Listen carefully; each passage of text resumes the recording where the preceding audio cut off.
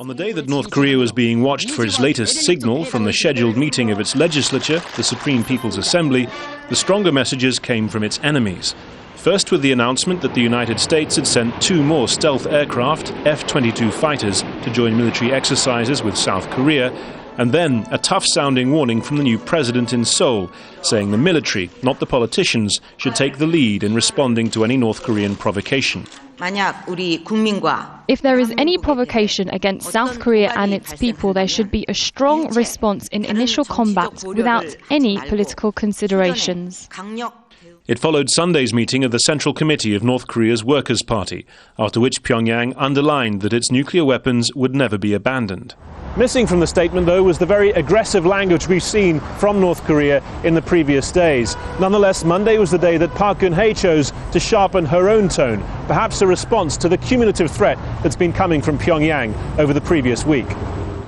Monitoring those threats and balancing them against their clandestine information from North Korean officials in China is the defector-led team at the Seoul-based New Focus International.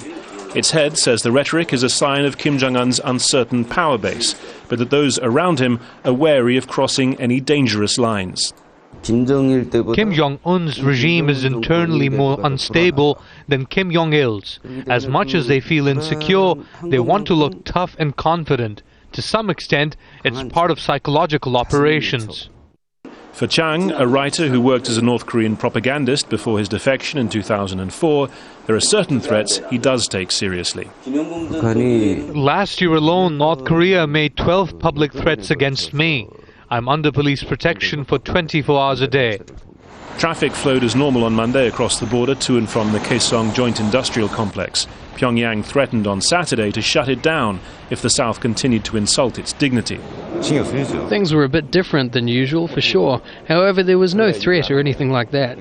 South Korea's Unification Ministry says Kaesong is a route to a better future, but it's operating a special 24-hour monitoring system to keep tabs on the safety of its people there. Harry Fawcett, Al Jazeera, Seoul.